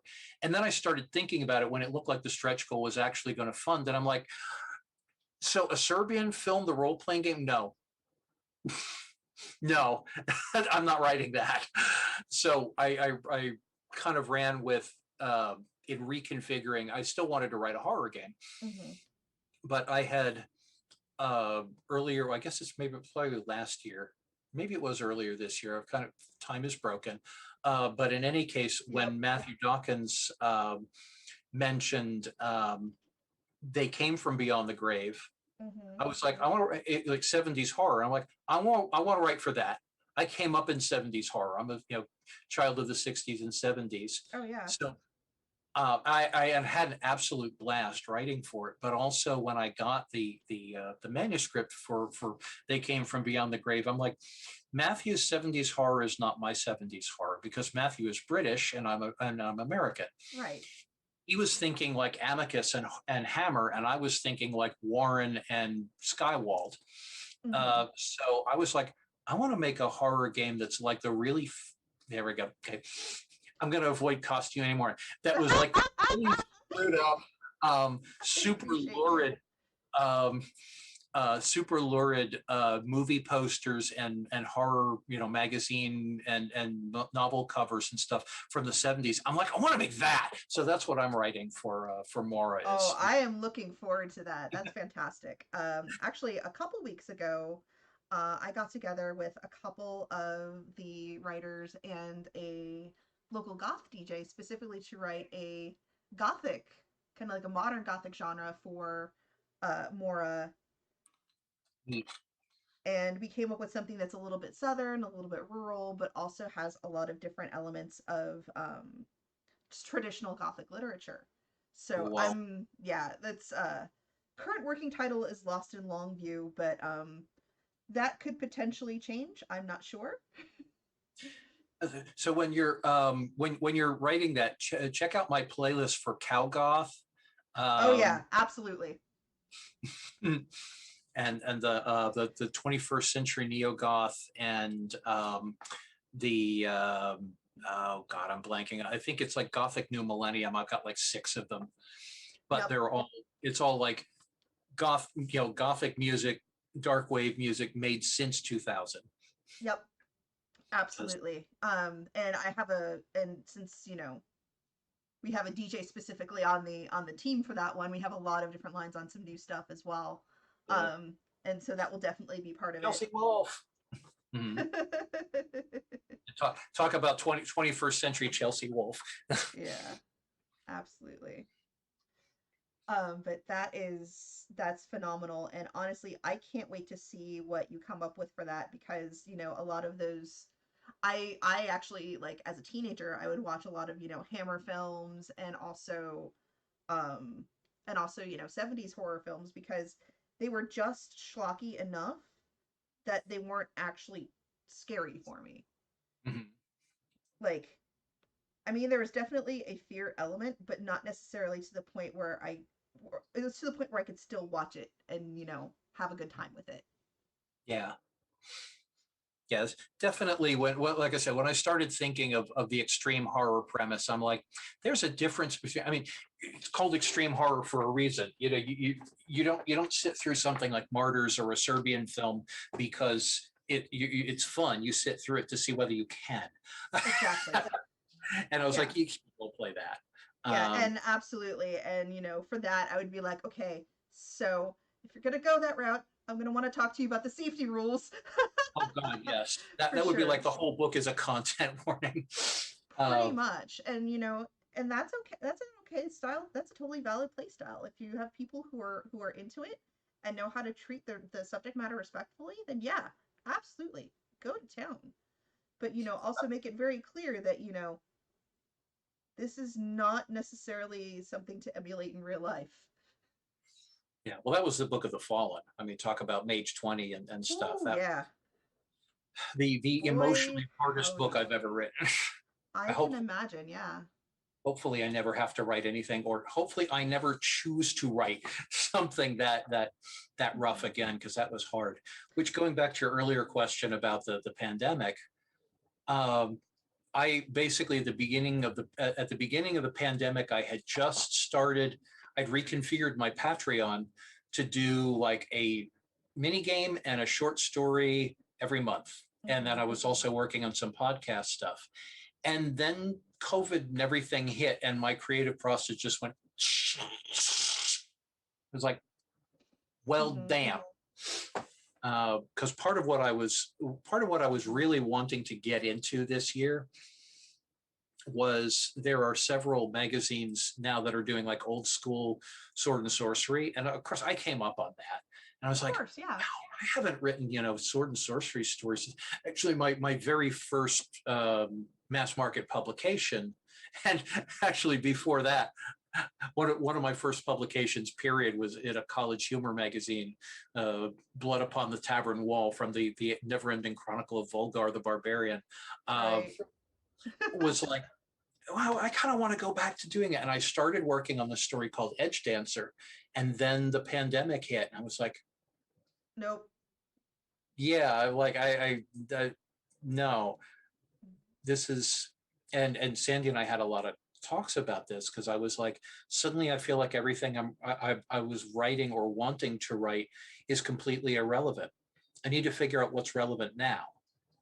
And Mhm. people were like, well, just write escapism. I'm like, I can't. And it's not a, I have too much integrity, my artistic blah blah blah blah blah. No. It's like I literally can't. That's talk about the novels that I started writing and just said, no, this isn't working. Mhm. And I said, no, whatever it is that I'm writing, if I'm going to finish it, I have to feel it. Yeah. Absolutely.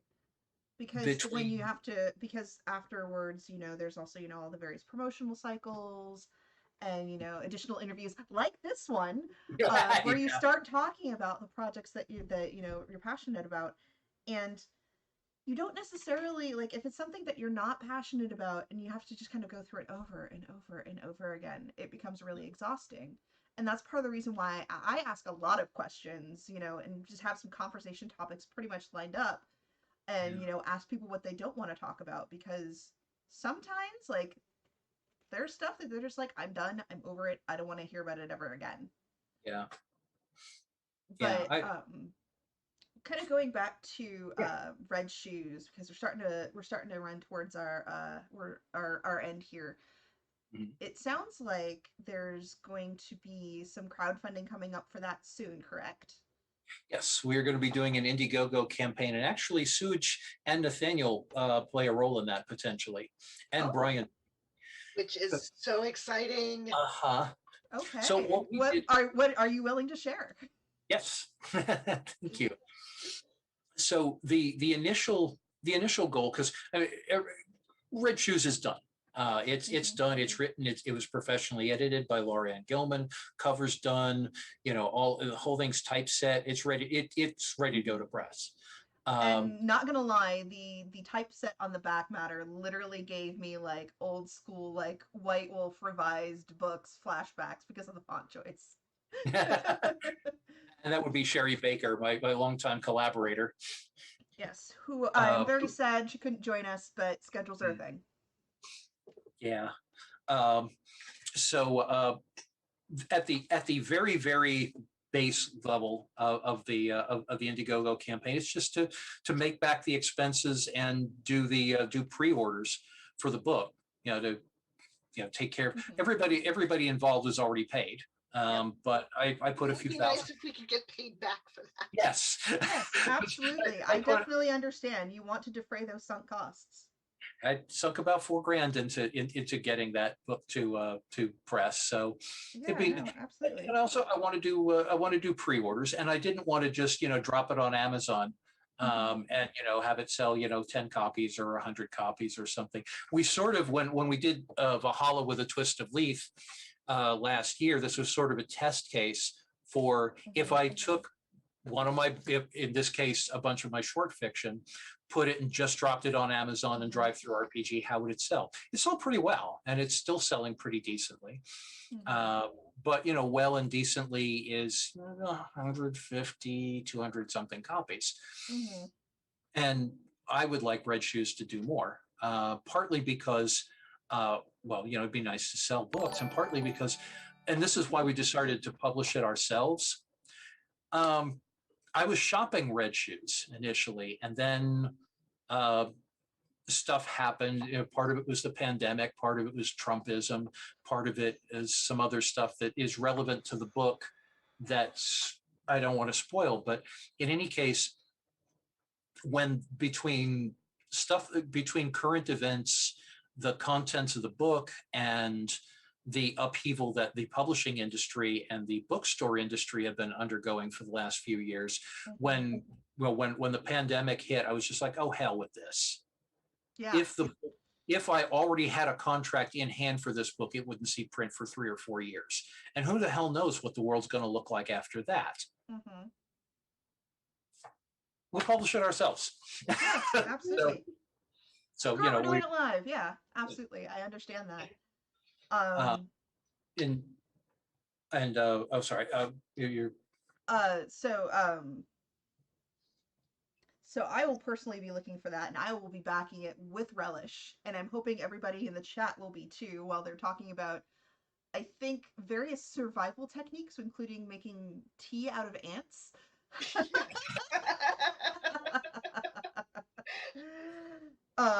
Yes, Axe has some really interesting skills. I believe it. That's one of the beautiful things about this show is, you know, you start talking about various things. The guests have, you know, their own experiences to bring to it. The chat has their own experiences to bring to it, which is exciting stuff. And, you know, I learned so much. So we're actually in about time.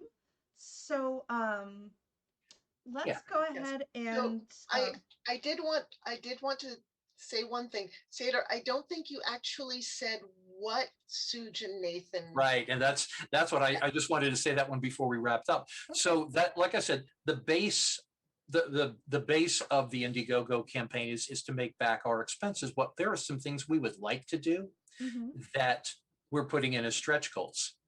Okay. Part of it is Cora is awesome and is really, really excited about the idea of doing an illustrated edition. So one of our stretch goals is doing a special illustrated edition with paintings by the artist who did the cover, because she really, really it turns out we work together really well, and she wants to do, you know, a bunch of the characters and so forth. So we want to do that.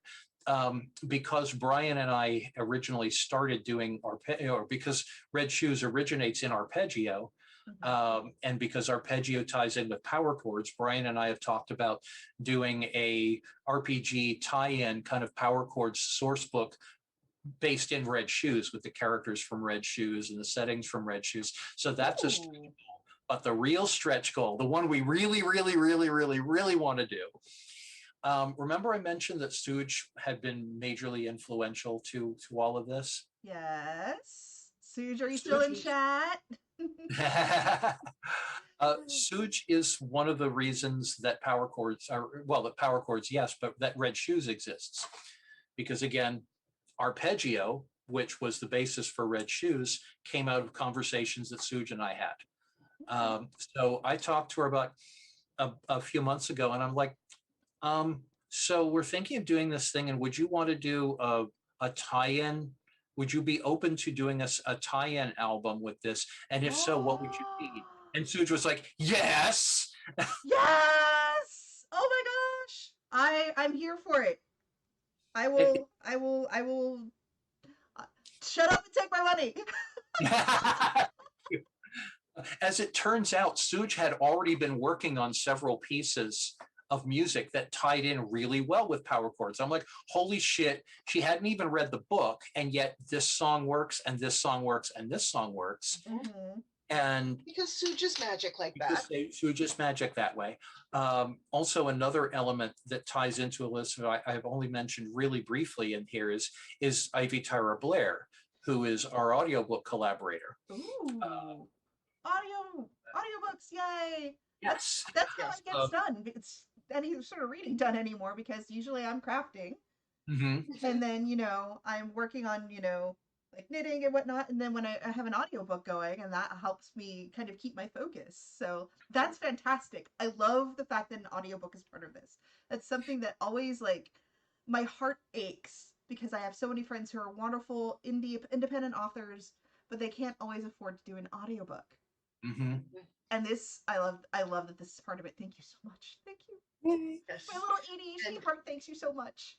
yes, and I think Ivy is going to very rapidly become people's favorite audiobook reader because, oh my gosh, her voice is just gorgeous. I She is look so forward to good. it. I look forward to And it so um much. it and as another, the world is this big. um One of her main mentors Mhm. as a voice actor is Cat Valente's partner, Heath, who is also an amazing voice actor and reads for audiobooks. That's amazing. Yes, the world I is this big. you're And of course, and we learned about Cat Valente through Suge. Yes. of course. But yeah, so it's the idea of Suge and Nathan, because I after that I talked to Nathan because one of the other inspirations and actually a demi consultant on the book is Nathan's wife Tempest, and Mhm. because uh, Tempest is a belly dancer, and I checked in with Tempest about some of the things in Red Shoes. It involves belly dance community. And I Mhm. also listened to some of Nathan's music, which he composed for Tempest while I was writing Red Shoes. So I Oh also asked, yeah. Yeah, and Nathan was also like, oh, hell yes. So mhm. the big holy shit, we want to fund this stretch Mhm. goal for the Red Shoes crowdfunding campaign Which is a involves tie-in a album whole bunch with of artists that I absolutely adore. Because I actually got exposed to Nathaniel Johnstone with his work through Abney Park, and Mhm. Yes. then and then after he left Abney Park, I found I was following his stuff more than the actual Abney Park stuff. Because that's how it rolls, right? Hmm. Yeah, and he has continued making music, and it's just Oh glorious. yes. Whenever he would make it out to the Maker Fair out in our neck of the woods while it was still going, I absolutely went and made sure to see a set while I was there. Hmm. And Nathan is a total sweetheart Oh too. yes, Yes. absolutely. Like every time that I have seen him, he's always there with a smile and a hug, and it's wonderful. And Hmm. yeah, I will happily gush about that man whenever, even though I don't really Hmm. get a chance to talk to him all that much. Anyways, He's a hell of a nice guy, yeah, and is awesome too. yes, So absolutely. that's the thing. When we launch, when we launch, we want to do. We'd like to. We would like to do a hardcover edition. We'd like to do an illustrated edition, Oh, illustrated by Cora Ocean. We have done the audiobook is done. Where Ivy and I are already doing the polish on it, and just I want to give a chunk of money to Ivy because she put a ton of work into this, and it's yeah, absolutely. um, And naturally, you should pay your fucking talent, and yes. Hmm. like, yeah, and like being able to pay them more is even better. Mhm. Yep. And so the audio book, and then there's the at the top of the stretch goal pile Mhm. Hmm. is a tie-in album with S.J. Tucker and Nathaniel Johnstone and friends. Hmm. Yes, We want to make that I will, I will keep an eye out for that and budget specifically to for you to shut up and take my money. Um, happen. Thank you. and So all of you should too. Yeah. All right. So we be are awesome. we are at time. So I want to thank you both for being here. You've been fantastic. So this is a perfect time to kind of, plug things that you have currently going, things that will be going in the future. Um, for the folks in the chat, please check out the support our guests section at the bottom of your screen with the various links, which includes, links to Sandy's shop, Phil's blog, everything that you could ever possibly want to see on the internet about these two wonderful human beings is there, and definitely support them. Sandy, what would you like to plug? Where can we find you on the internet? Well, anybody who wants some of my art, I believe the links to my Society 6 page and my Redbubble are in there. I also want to toss some plugs over. So Suj is in the chat. I want to plug her. Oh yes, Um, absolutely. So she has a band camp. And I believe it's SJ Tucker, and Suj can put a link in there in the chat. Absolutely. Suj is amazing. She is the reason, she is the reason that Sadar and I even met. And she is, one of the sources of magic. And I also want to, because so many of my owl family showed up here for us, and I am just overjoyed. I want to put in a plug for Lainey as well. Lainey is Nerdlet Gaming, and she has a Discord, and she has, Lainey, I'm not sure if you have a Twitch channel. I know you've got a YouTube channel. But she does absolutely delightful videos, especially for people who love horror and zombies. Yes. So for instance, if you like 7 Days to Die, Lainey is your girl. Oh my gosh.